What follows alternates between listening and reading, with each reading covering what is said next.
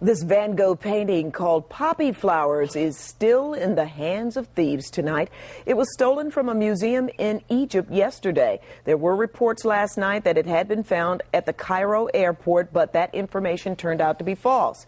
The $56 million painting is still missing. A local man knows a lot about stolen artwork. Robert Wittman spent 20 years as a special agent with the FBI, and he recovered more than $225 million worth of stolen art and cultural property. And he's joining us right now, live from our newsroom. Thanks for coming in. Hey, Joyce, thanks for having me. All right, so you might think that it would be almost impossible to steal such a valuable and famous painting, but this is the second time this Van Gogh piece has been stolen from the same museum. How does this happen? Well, I don't know about the first time, Joyce. That was about 32 years ago in 1978. But this time, this comes right on the heels of a large theft from the museum in Paris back in May. In that situation, a number of the pieces of security were not working. The alarms were off. Well, in this situation, only 7 out of 43 cameras were working, and none of the alarms that were attached to the paintings were working.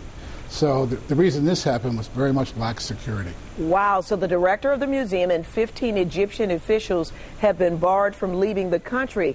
Suspicion of an inside job, maybe? Well, you know, when I was with the FBI, we did a study, and we found that more than 88% of museum heists actually had some type of insider component.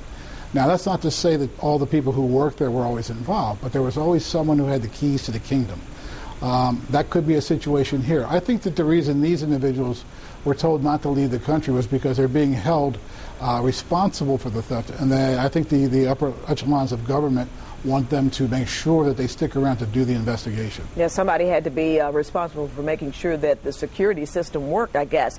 Well, what can a thief really do with a piece like this? I mean, do they have a buyer before they even make the snatch? Well, you know, I make the point over and over again in my new book, Priceless, that came out in June. I say that, you know, the real art in an art theft is not the stealing, it's the selling, because it's very difficult to sell these types of paintings. What happens is thieves who do all types of other kind of criminal activity, they go out and they steal the painting, and they can do that. But then when it comes time to go out and try to sell it, that's when they get caught, either through undercover law enforcement operations or when they sell it at auction, it becomes known, because all these artworks are well known. And, you know, we're all on the lookout to get them back.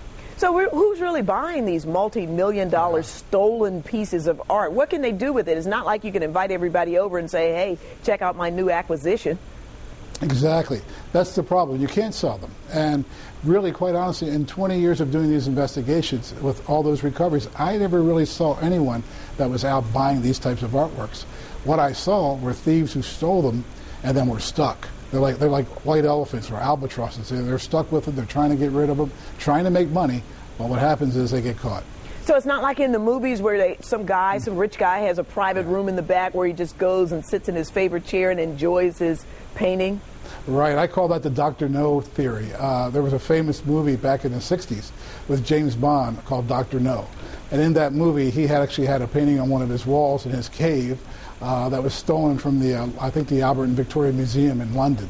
Well, ever since then, people have thought that, you know, these rich collectors have stolen paintings. It's not the case. The rich collectors are smart enough to have good paintings. They buy them legitimately. They want good title to them. So they're very careful about what they get. Ah, I saw Dr. No last night. It was on TV. So great movie. How do you track it down? You wrote this book that we just showed you the cover. You wrote the book about your experiences, and it can get really dangerous, can't it? It can be, Joyce, and the reason for that is because the individuals who are stealing these paintings are not necessarily you know, high-class Thomas Crown types of people. What they are, as I say, they are common criminals, and they're out doing armed robbery. And when they go into the museums with machine guns and they steal the paintings, basically they're just there to make the money. And so, you know, you have to handle it as law enforcement or as any type of investigator as if you're dealing with just common criminals. All right, Robert Wittman, interesting stuff in the book. Thanks so much for coming in tonight. Thanks, Joyce, for having me. I appreciate it. Take care. Well, American women